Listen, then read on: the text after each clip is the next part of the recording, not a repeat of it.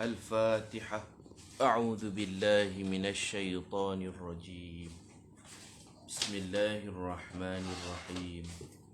الحمد لله رب العالمين الرحمن الرحيم مالك يوم الدين إياك نعبد وإياك نستعين اهدنا الصراط المستقيم صراط الذين أنعمت عليهم غير المغضوب عليهم ولا الضالين آمين.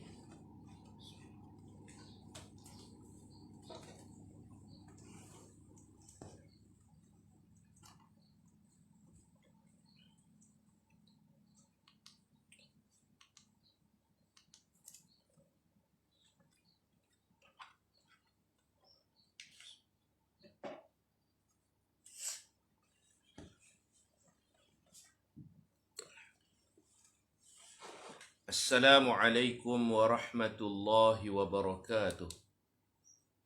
الحمد لله رب العالمين،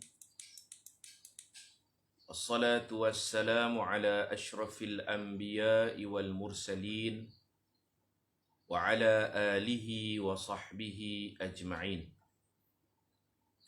رب اشرح لي صدري ويسر لي أمري واحلل عقدة من لساني يفقه قولي. سبحانك لا علم لنا إلا ما علمتنا إنك أنت العليم الحكيم.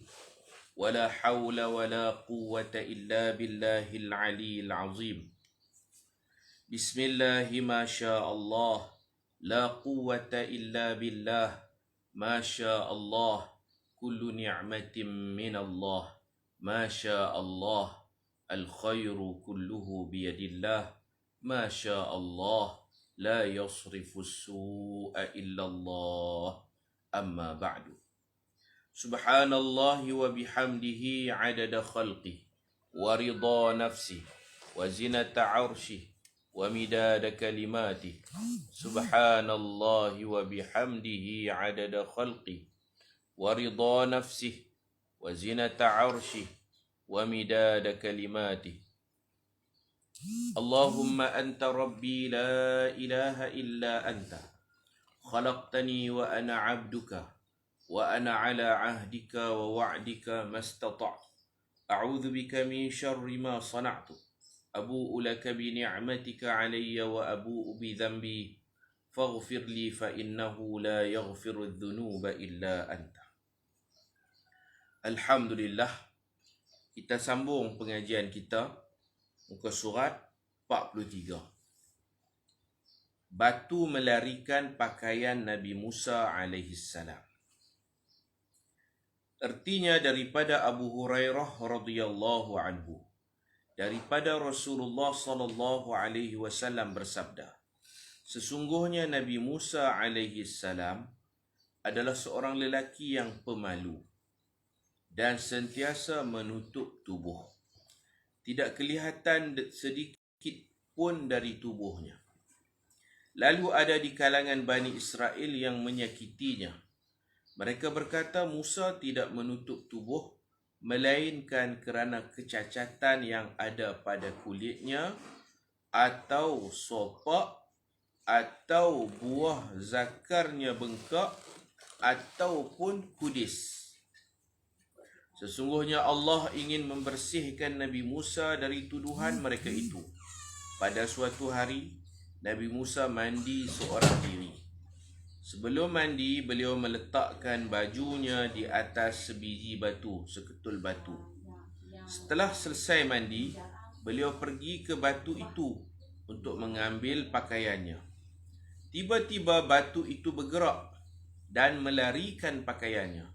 Nabi Musa alaihissalam terus mengambil tongkatnya dan mengejar batu itu. Beliau berlari sambil menjerit, "Wahai batu, kembalikan pakaianku. Wahai batu, kembalikan pakaianku." Batu itu terus melarikan pakaiannya. Membawa lari ya, batu ni buat lari pakaian Nabi Musa. Sehingga sampai ke tempat sekumpulan Bani Israel. Di situ barulah ia berhenti. Mereka terkejut melihat Nabi Musa dalam keadaan telanjang. Yalah, duk igan batu, duk kejar batu tu. Nabi Musa tak pakai baju, tak pakai seluar lah.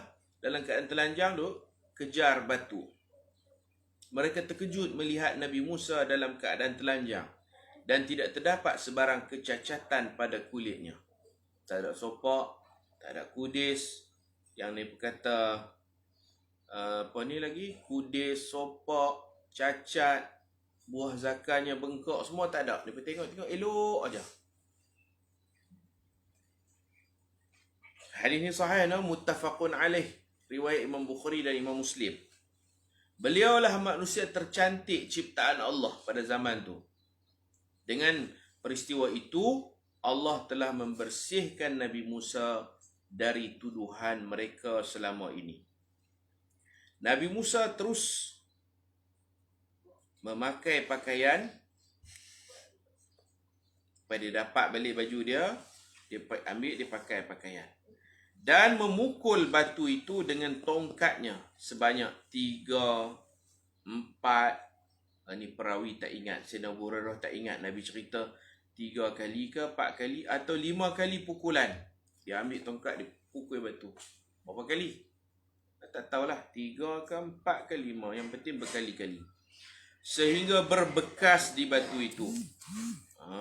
Dia tibai, sebat. Sampai lekat bekas di batu. Kesan pukulannya. Demikianlah firman Allah.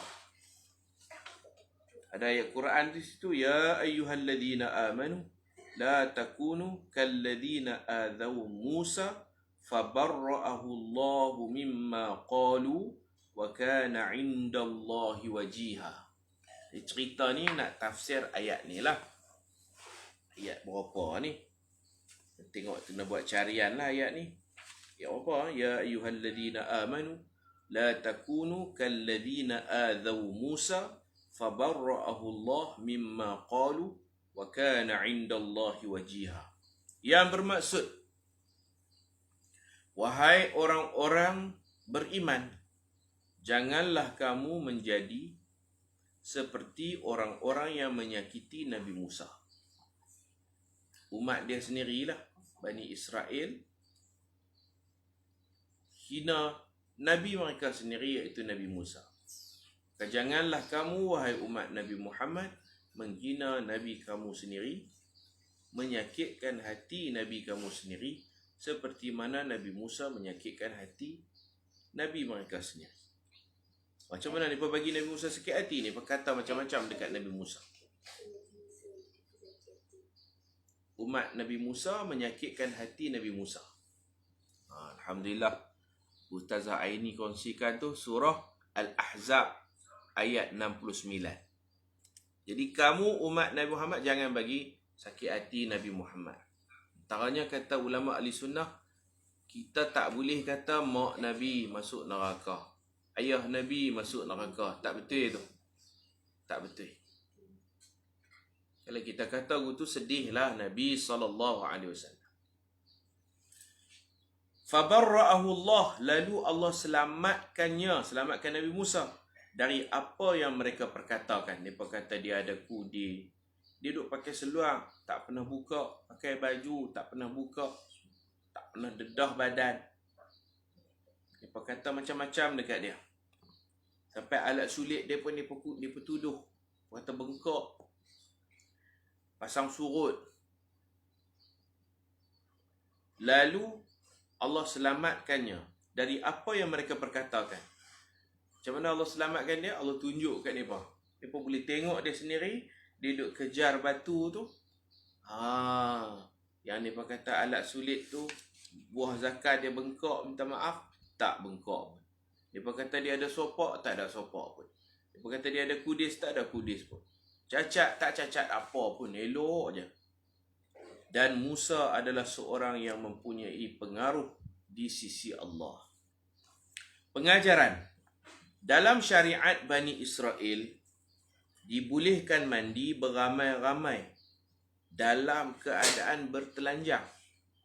Macam tu.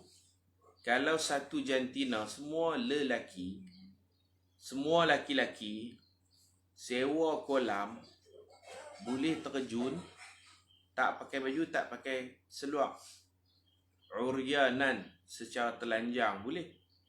Syariat ni lah, lagi faham kata boleh, kita pun buat apa?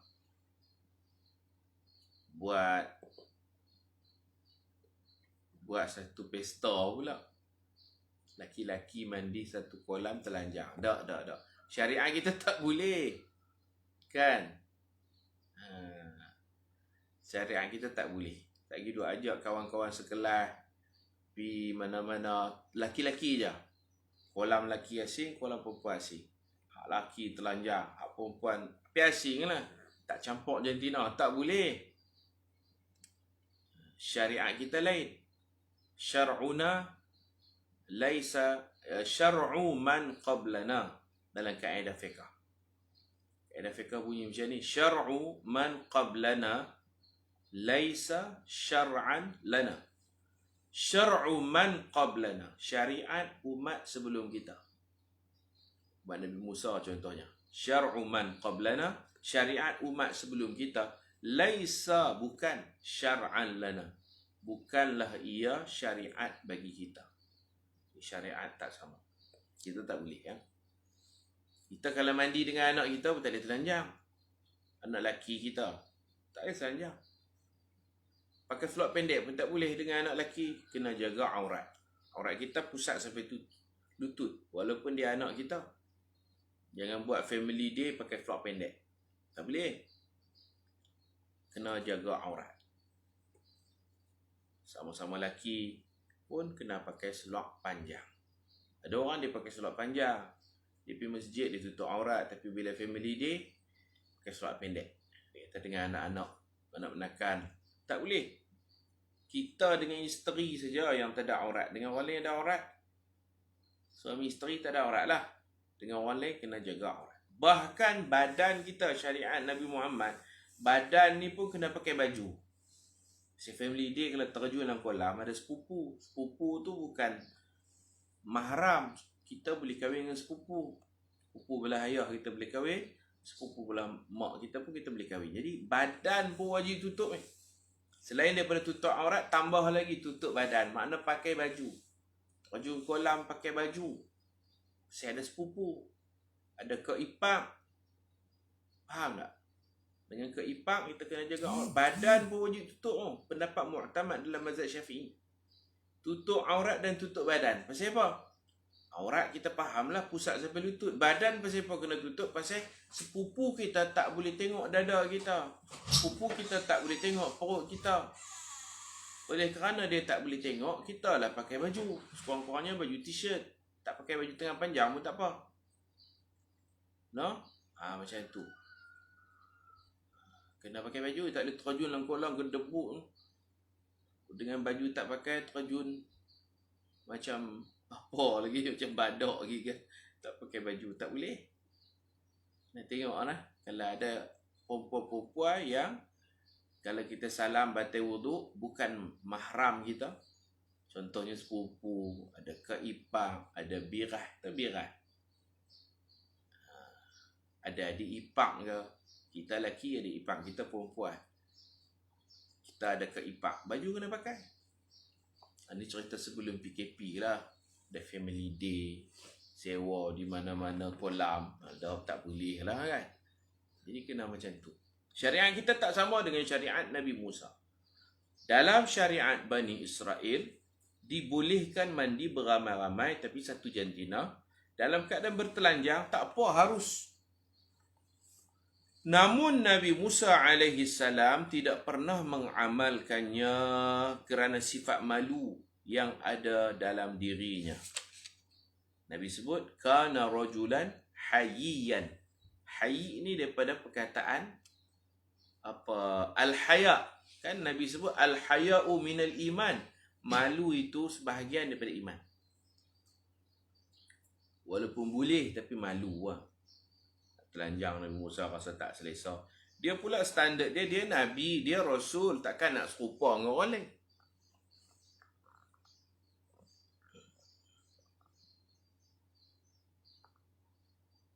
Memang orang tak faham. Orang duk ingat apa ni, pusat sampai lutut je. Aurat lelaki sesama lelaki pusat sampai lutut. Apabila ada orang perempuan, badan kena tutup. Jadi orang-orang kampung hak tarik lembu kadang-kadang tak pakai baju. Orang perempuan punya banyak. Orang perempuan banyak duk tengok, kena tutuplah badan. Ada orang kampung setengah tu duk melepak atas bangsai tak pakai baju. Tak kentola je. Orang perempuan duk lalu naik motor pergi kedai runcit, beli cabai hidup apa semua duk tengok. Kena tutup lah. Badan kena tutup. Itu qaul yang mu'tamad.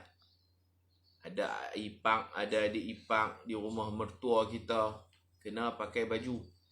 Kalau nak masuk bilik ayak tak pakai baju, kena selimut badan dengan kain tola. Kena selimut badan dengan kain tola. Ada yang minta kita doakan, mudah-mudahan sembuh insya-Allah. Syafakumullah. Ramai orang lelaki tak pakai baju depan ajnabi seperti ipak dua. Apa tindakan orang perempuan yang duduk sekali dengan yang tak jaga bahagian tu, tak pakai baju kat badan? No? Macam mana? Kena tegur, relax je, no? Rasa panas, jenis tak pakai baju kan.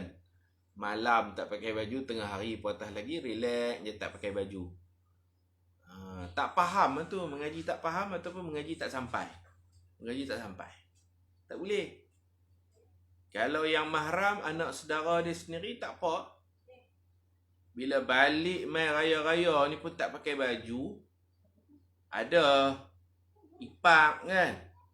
Ada nak menakan tiri, bukan nak menakan betul pun. Tak boleh. Kena selimut. Tolong ambil kain, pergi tolong selimut lah macam tu. Saya nak kata macam mana lagi. Tolong sampaikan lah. Kalau kita tak boleh nak cakap, kita bagi rakaman ni dekat dia, tolong dengar. No? Ataupun buat-buat tanya, tak pakai baju boleh ke ni? Tengok rakaman ni kata tak boleh. Bagi, hantar ambil bagi. Hak duk post dalam grup pun serupa, tunjuk badan.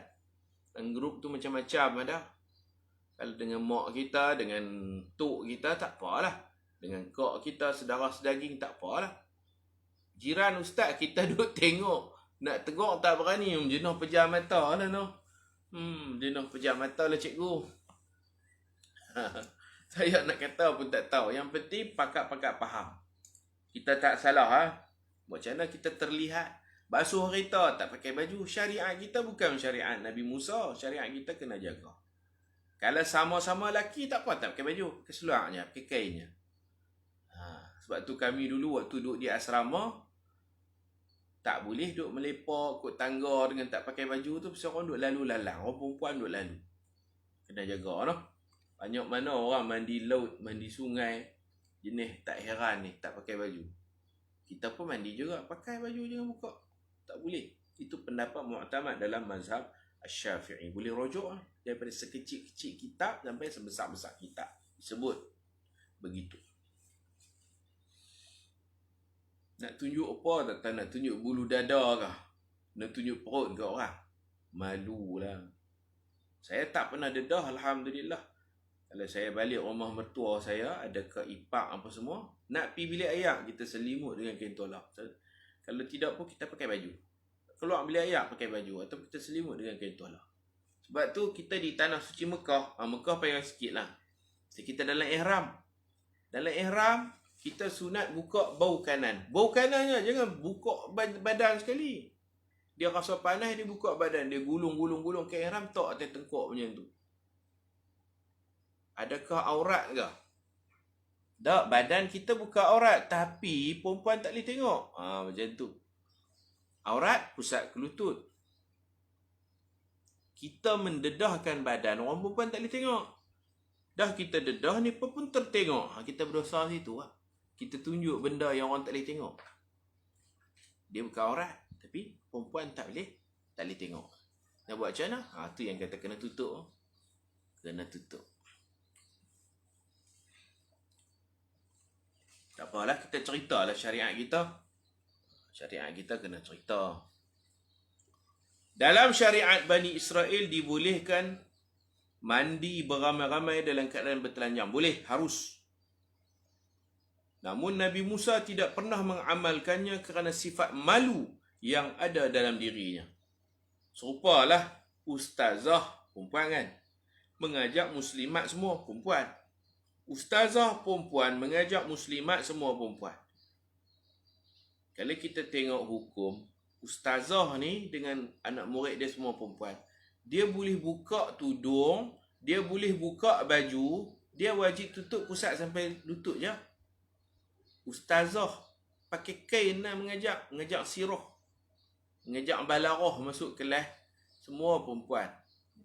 Dia buka tudung, dia buka baju, dia pakai kain batik lah. Tutup pusat sampai lutut. Bukan apa namanya, ketang ke dada ada bawah lagi. Pakai pusat sampai lutut lah. Boleh tak? Boleh. Harus tak? Harus. Tapi malu nak buat perangai tak senonoh macam tu kan. Malu kena ambil kira juga dalam bab akhlak dan adab. Akhlak dan adab. Ada ustazah mengajak macam tu, masuk kelas, tutup pintu, turun tirai semua. Hampa semua perempuan, dalam kitab kata perempuan dengan perempuan boleh pakai kain batik. Dia buka tudung labuh dia tu, dia buka baju, dia pakai kain je. Puas hati.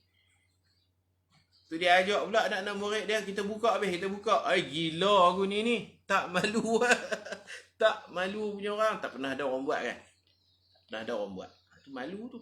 Malu tu akhlak. Tu maksud dia, Nabi Musa walaupun boleh, dia boleh join mandi dengan mereka. Mereka telanjang, dia telanjang, tapi dia tak mau. Tak mau campur dia. Tak selesa.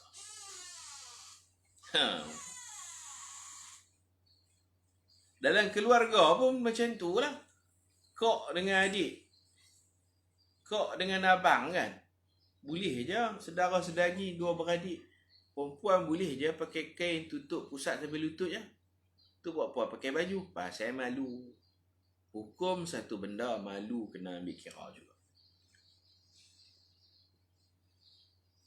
Maka mereka mula memfitnahnya pasal dia tak mandi dengan mereka. Mereka Yahudi cakap, Nabi mereka sendiri mereka fitnah dengan beberapa tuduhan, dan Allah membela Nabi Musa AS. Allah membersihkan Nabi Musa dengan cara memerintahkan batu melarikan baju Nabi Musa AS. Dia mandi seorang-seorang. Dia tak baju dia, mungkin dia tak kain tuala dia, seluar dia semua dia tak tu, dia mandi seorang-seorang. Mandi ini pun telanjang juga, tak apalah, seorang-seorang tak apa. Seorang tak apa.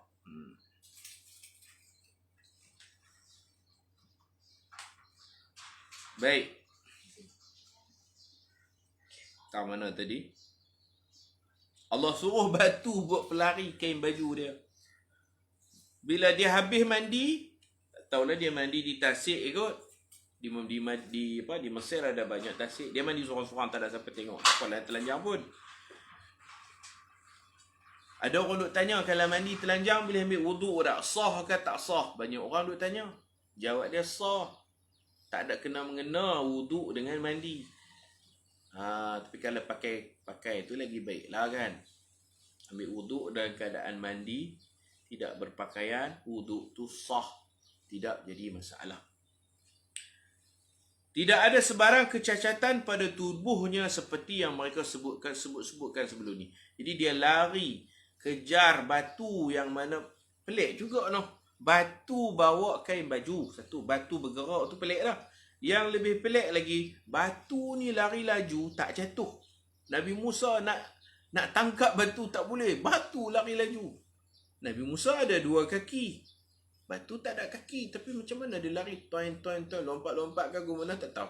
Tapi bukan golek lah. Kalau golek, baju jatuh. Allah boleh buat no batu bergerak. Boleh. Terus tak usah duk heran lah tuan-tuan. Cerita ni sahih, muttafaqun alaih. Batu boleh bergerak. Ya, batu boleh bergerak. Tu kereta boleh bergerak. Ada roda ustaz. Perpustakaan bergerak dulu ada perpustakaan bergerak lah. Tak tahu ada tak. Perpustakaan bergerak. Dia main sekolah saya, sekolah kebangsaan Pasir Gebu. Seronok buku banyak. Macam bah kan. Yang panggil perpustakaan bergerak. Ada perpustakaan hak bilik tu, ada perpustakaan bergerak. Yang lebih pelik lagi kalau nak kira pelik, dekat-dekat kiamat nanti, bukit bergerak. Wasuyiratil jibal. Suyirat. Gerak. Al-jibal, gunung ganang bergerak. Tak ada roda, tak ada kaki. Gunung tu dia bawa batu, dia bawa pasir, dia bawa tanah, dia bergerak. Gunung Jerai bergerak, Gunung Kinabalu bergerak, Bukit Mentajam bergerak, bukit mana lagi? Bukit Hijau bergerak. Bukit Hijau tu dia akan bergerak. Bukit kami Pulau Pinang ni Bukit Mentajam. Bukit Hijau dengan Bukit Mentajam bergerak dan mereka akan bertembung. Duk kata dakatan wahidah. Sekali dia terhantuk, berkecai. Sebelum dia nak terantuk tu, Gunung Jerai dengan Gunung Kinabalu bergerak. Sebelum dia nak bertemu, nak berlaku hentakan ini, tentu dia akan belah habis rumah-rumah orang. Hilang semua, dia akan macam tu. Dia akan angkut habis ya. Baik. Bukit bergerak, semua bergerak, boleh bergerak. Kuasa Allah. Batu bergerak ni kita kena percaya dan terima sebab datang daripada hadis yang sahih. Batu tu lari. Nabi Musa dia lari laju. Tapi batu laju lagi. Dia pegang tongkat dia dengan tak pakai kain baju, duk ligan. Weh, batu bajuku. Batu bajuku. Batu bajuku. Batu bajuku. Duk jerit lah. Sampai masuk kampung. Katalah masuk kampung pula, dah masuk bandar. Sampai masuk bandar, ada orang-orang lelaki yang duduk di bandar macam kedai kopi, duk tengok siapa dia, lelaki mana tu. Duk ligan batu, tak pakai baju. Bagi ni pun tak pakai baju tu biasa lah. Sebab harus kan, lelaki pandang aurat lelaki ni harus dalam syariat Nabi Musa. Dia tengok apa siapa dia tu, tuan-tuan duk ligan tu. Duk ligan batu. Mungkin pakai kasut je lah, seluar, tak pakai baju, tak pakai telanjang. Tak ada sorak benang duk ligan batu. Siapa dia tu? Mereka zoom tengok. Wih, Nabi kita, Nabi Musa. Dan mereka tengok tempat-tempat tersebut lah.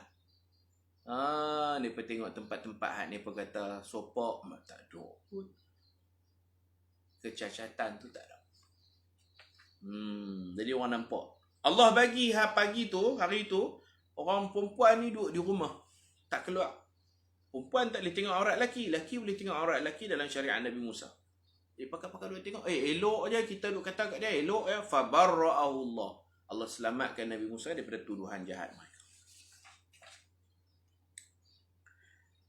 Imam Ibn Hajar Al-Asqalani dalam kitab Fathul Bari berkata, hadis ini memberi peringatan kepada kita bahawa tidak ada seorang Nabi pun yang cacat. Tak ada mana? Mereka, semua Nabi, walaupun cerita Nabi Musa, kita kena faham semua Nabi tak ada yang cacat. Yang kita sebut salamah alaihimus salatu wassalam kan. Mereka paling sempurna pada tubuh badan, mereka juga paling sempurna budi pekerti. Yang panggil khalqan wa khuluqan. Khalqan tubuh badan, khuluqan akhlak. Khuluqan tu akhlak. Akhlak pun bagus. Sesiapa yang menisbahkan kecacatan pada tubuh seorang Nabi, kata Nabi ni pekak, Nabi ni buta, tak boleh tu. Sebenarnya dia telah menyakiti Nabi itu dan dikhawatiri, dibimbangi pelakunya menjadi kafir. Takut-takut jadi kafir je. Tapi kita tak katalah kafir. Dibimbangi jadi kafir. Hadis ni yang sebut ni ialah Imam Ibn Hajar Al-Asqalani dalam kitab Fathul Bari. Fathul Bari ni kitab yang menghuraikan Sahih Al-Bukhari. Ketika sampai hadis ni dalam Sahih Bukhari, dia buat huraian. Dia juga yang sebut cerita orang lelaki, sama-sama lelaki Bani Israel boleh saling pandang memandang aurat dalam syariat Bani Israel. Hadis ini juga menunjukkan secara terang mukjizat Nabi Musa alaihi salam, iaitu pukulan tongkatnya, tongkat dia tongkat kayu, meninggalkan kesan pada batu. Dia tibai darah, dia pukul, dia sebat. Macam lekat lah, berbirat lah kat batu tu, berbirat, berbelang-belang, berbekah di batu. Boleh tengoklah Fathul Bari jilid 6 halaman 532. Tapi cetakan tak sama. Cari hadis ni dalam Fathul Bari, boleh tengok huraian dia. Biasanya tongkat kayu apabila memukul batu tidak akan dapat meninggalkan kesan pada batu, kerana batu lebih keras dari kayu. Biasanya batu keras. Kalau pukul kuat-kuat, kayu patah. Selalunya tongkat kayu yang akan patah apabila dipukul ke batu berkali-kali dengan pukulan yang kuat. Tetapi tongkat Nabi Musa tidak jadi begitu, tak patah. Ui, kuat keras sungguh tongkat Nabi Musa. Itu namanya mukjizat. Ini yang dinamakan mukjizat, iaitu perkara yang mencarikan adat atau perkara luar biasa. Perkara orang panggil khariqah lil adah. Ataupun mukjizat ni, dia menempati firman Allah. Mukjizat tu macam satu firman daripada Allah, seolah-olah Allah berfirman, sadaqa abdi fima yuballighu anni. Itu makna mukjizat. Mukjizat tu benda luar biasa.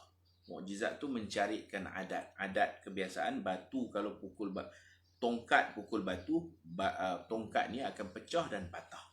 Ini tak. Batu tu lekat berbirat di batu. Mukjizat tu kata ulama tauhid, dia menempati firman Allah, sadaqa abdi, hamba-ku cakap benar, fima yuballighu anni, pada apa yang dia sampaikan ajaranku.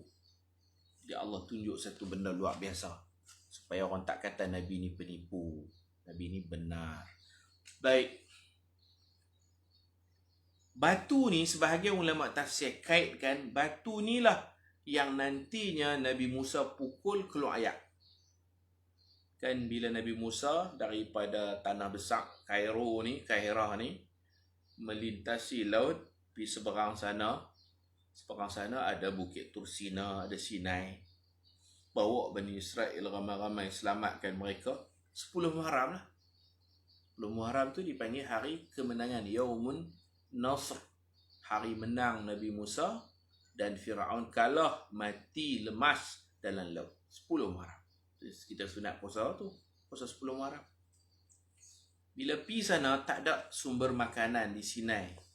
Tak apalah, Allah Ta'ala memberi manna wassalwa, burung puyuh, dan juga sejenis manisan dari syurga dekat pokok-pokok. Belah sana lah Wadil Muqaddas, belah sana lah nanti adanya Bukit Tursina, belah sana lah nanti mereka sembah anak lembu, patung anak lembu. Itu semua belah sana, bukan belah sini. Dia ada laut, pergi seberang sana, Sinai. Innaka bil wadil muqaddasi tuwa, semua sebelah sana. Alhamdulillah saya sampai dah. Dan kita bawa kitab ni lah. Bawa kitab ni nak diskusi atau bahas dalam perjalanan tu. Tapi pemandu pelancong kami ni, dia lagi cekap sejarah. Pemandu pelancong syarikat kami yang ada di Mesir tu, Ustaz Muhammad nama dia. Dia lagi cekap sejarah. Saya tak payah cakap apa, dia cakap habis. Dia cakap lebih pada cukup. Tu dia. Saya relax je lah. Ada kan ahli-ahli rombongan pun ada dalam kelas kita ni. Jadi bawa kitab, bagi hadiah kitab ni. Seorang satu ingatnya nak menghuraikan sejarah Mesir apa semua.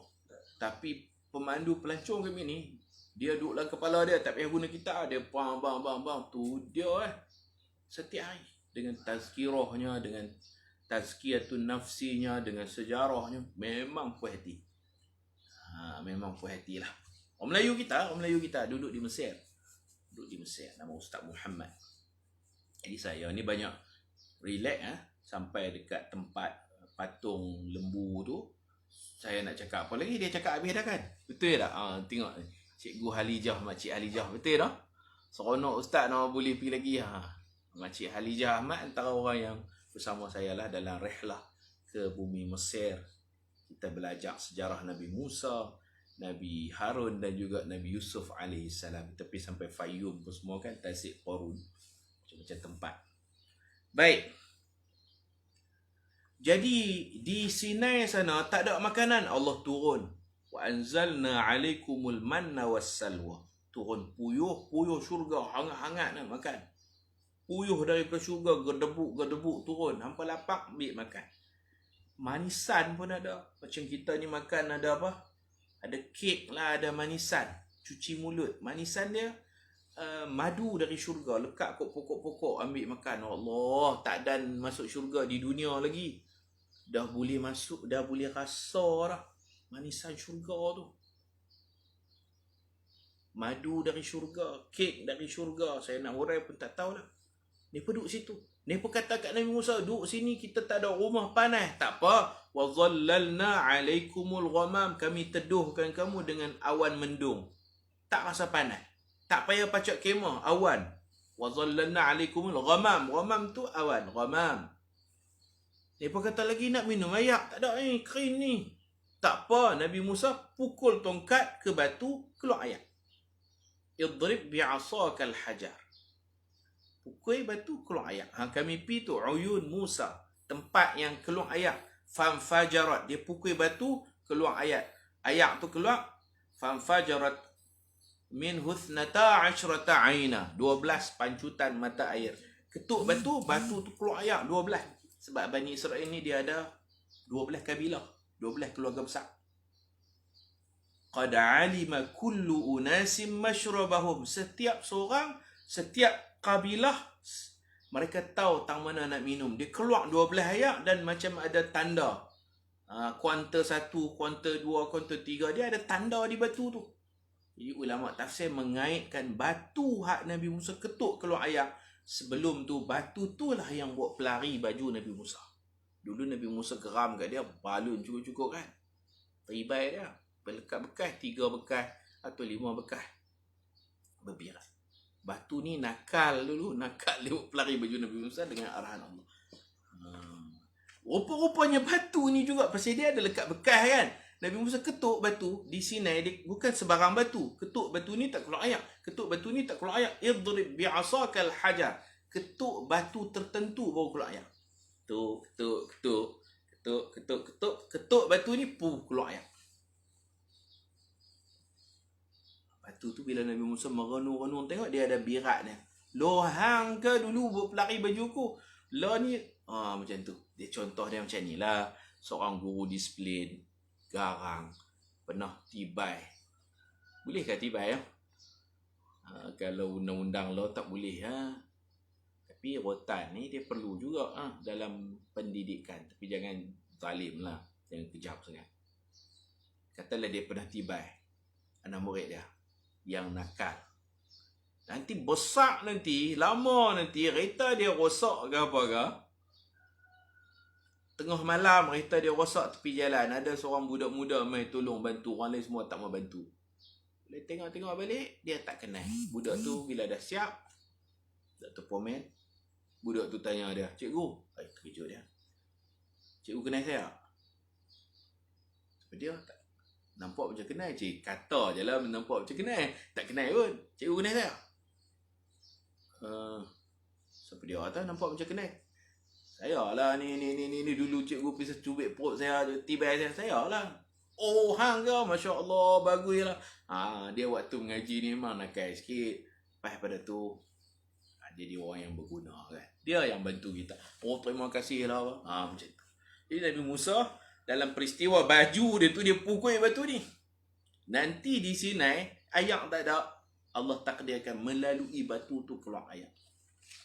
Mereka buat kolam, 12 kolam. Pasal batu tu ketuk, dia terbit air. Air dia terbit jatuh sana. Naik pancut sini jatuh sana. Korek 12 kolam. Tak tahulah hak kami pergi tengok kolam-kolam tu betul ke tak. Uyun Musa, wallahu a'lam. Tapi sebelah sana lah banyak sejarah dia. Sejarah Nabi Musa dengan Fir'aun, belah Giza, belah Kahirah ni. Kemudian setelah Fir'aun mati, dia banyak sejarah di Sinai sana. InsyaAllah. Habis COVID ni nanti insyaAllah bolehlah kita bermusafir. Pergi tengok tempat-tempat tu. Surah Al-Baqarah ayat berapa? Saya pun tak tahu ayat berapa. ayat cerita idrib bi'asakal hajar. Pukullah dengan tongkatmu ke batu. Minta kalau ada ustazah boleh cari, boleh Google, tulis idrib bi'asakal hajar fanfajarat minhu 12 'aina qad 'alima kullu unasim mashrabahum. Okey. Tapi Yahudi ni dia duduk di sini, dia banyak songeh lah. Dia kata dia tak puas lah makan. Hari-hari duduk makan makanan syurga. Dia pun kata ni pada jemur dah. Makan puyuh, manisan, ayak batu ni pun asyik tu hari-hari. Dia pun kata ni pun bosan. Padahal hari ni rasa lain, puyuh rasa lain, esok puyuh rasa lain, lusa rasa lain. Makanan syurga dia bukan satu masa. Bukan satu rasa. Kalau kita makan siakap 3 rasa, yang ni puyuh berasa-rasa, bukan 3 rasa. Puyuh berasa-rasa. Bukan main satu pattern lah. Dia main dalam rasa-rasa yang lain. Lazat tak tahu nak habang. Tapi Yahudi ni kurang hajar. Kurang hajar. Mereka dah selamat daripada Fir'aun. Mereka tengok Fir'aun mati lemas. Patutnya mereka syukur. Mereka duduk sana, mereka kata, kami tak mahu. Kami nak garam belacan. Kami nak menyicah ayam asam. Mereka kata mana basaliha, fumiha, wa adasiha, wa basaliha. Adas, kacang parpu. Tak ada ke kuah dal ke apa ke? Puyuh ni kalau boleh cicah dengan kuah dal, sedap juga. Wa basaliha, bawang besar kan, potong buat ayam asam. Buat ayam asam kot. Macam tu. Surah Al-Baqarah ayat 60. Ni pun komen banyak. Cerewet. Patut syukurlah. Tak payah pacak kemah. Allah buat kemah dengan awan. Makan minum semua ditanggung. Mereka pula bukan nak duduk situ. Mereka nak ke Palestin. Rancangannya nak masuk Palestin. Lepas tu nak masuk Palestin, ada tentera-tentera yang zalim di Palestin. Kena perang dulu. Mereka tak mau pergi. Mereka kata kat Nabi Musa, idhab anta wa rabbuka. Wahai Musa, kamu dengan Tuhan kamu je pergi. Hang Musa hang pi dengan Allah. Idhab anta, pergilah kamu, wa rabbuka, dan Tuhan kamu. Patutnya wa rabbuna, Tuhan kita. Tuhan kita. Dia kata Tuhan kamu. Pergilah engkau dengan Tuhan kau. Biadab dulu. Faqatila, pi perang. Musa dan Allah pi perang. Inna hahuna qa'idun. Kami nak relax-relax jadi sini. Nanti selesai perang menang di Palestin, panggil kami masuk. Kami masuk lah. Rangai tak elok sungguh. Pemalah. Makan sedap, cerewet lagi. Dah sedap dah, cerewet lagi. Watak-watak Yahudi ni ada tak? Ada. Kadang-kadang ada orang jenis cerewet. Dia dalam musafir ni, letih, makan ala kadar. Tu biasalah. Ada orang dalam musafir, jenis cerewet ni, dia duduk di hotel elok dah. Sikit-sikit pun dia bunyi kan. Makan tu orang lain semua kata sedap bagus. Dia kata tak ni tak kunu tak kena, uni tak kena. Ni jenis cerewet lah noh. Kalau cerewet bawa periuk sendirilah. Tapi saya alhamdulillah ahli-ahli rombongan semua bagus-bagus. Semua pi niat nak belajar. Selain daripada nak pi enjoy seronok, niat utama nak tambah ilmu, nak tambah ketakwaan. Kawan-kawan saya ada cerita lah. Setengah tu dapat ahli rombongan yang cerewet, gunu tak kena, guni tak kena, dia komen banyak sangat. Jangan jadi macam orang Yahudi Bani Israel. Nah, jangan jadi macam ni pak. Pi negara orang nak makan nasi lemak, mana ada. Kena bawa payuk sendiri lah, kena masak sendiri lah kalau macam tu. Okey, baik. Jadi batu yang Nabi Musa pukul, batu yang melarikan baju Nabi Musa, kata ulama tafsir, batu tu jugalah yang Nabi Musa ketuk nanti dia keluar ayat. Jadi kita kalau sebagai guru nak marah anak murid pun jangan marah sangat.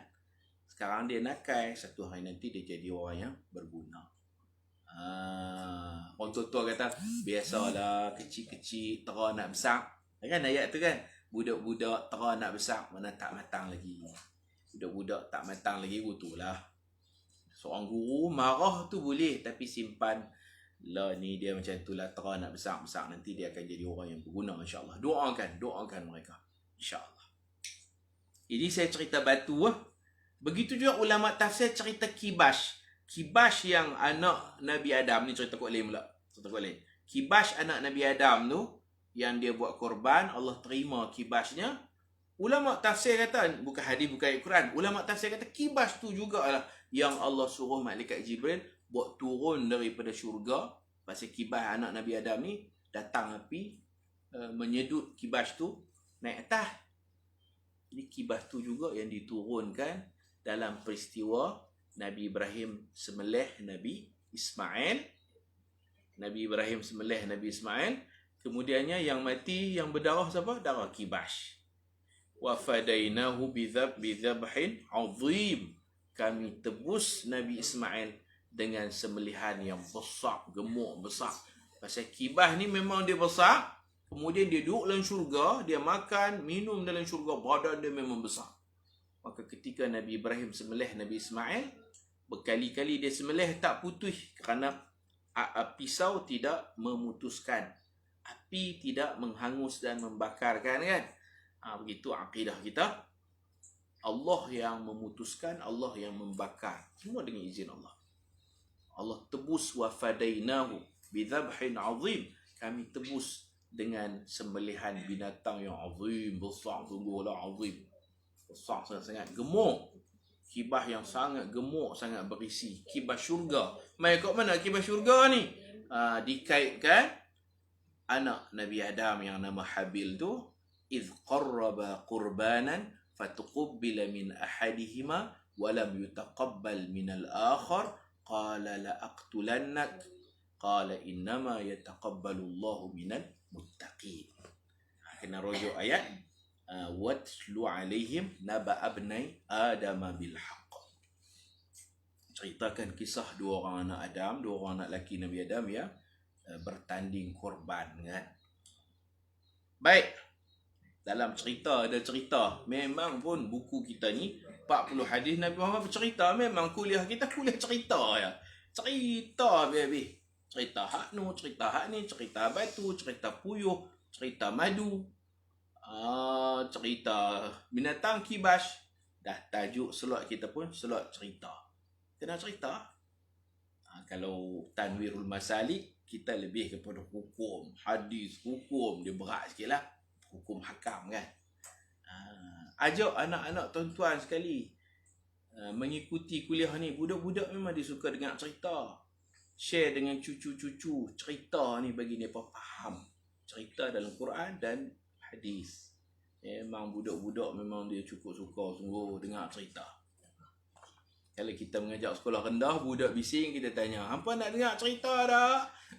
Dan sengak. Dan kata, "No, cerita kan." Macam tu. Baik, dalam syariat kita tidak boleh membuka aurat kecuali dalam keadaan tertentu sahaja. Syariat kita telah memansuhkan hukum yang diamalkan pada zaman Nabi Musa AS. Hukum syariat yang terdapat dalam kitab Taurat tidak sesuai pada zaman ini. Syar'u man qablana laisa syar'an lana. Itu dalam kaedah usul fiqhnya begitulah.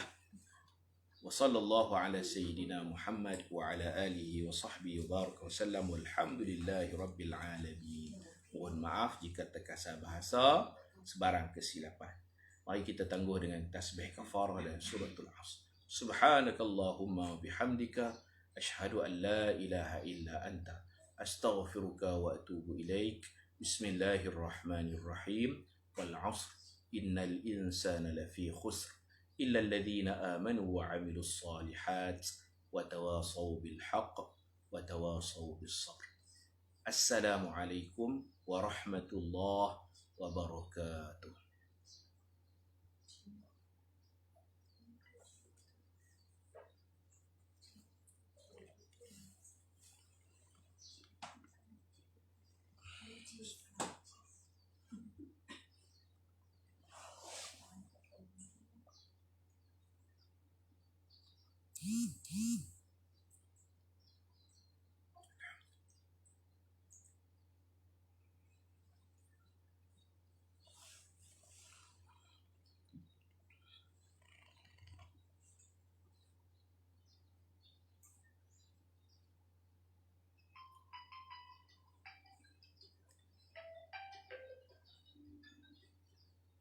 Buat apa?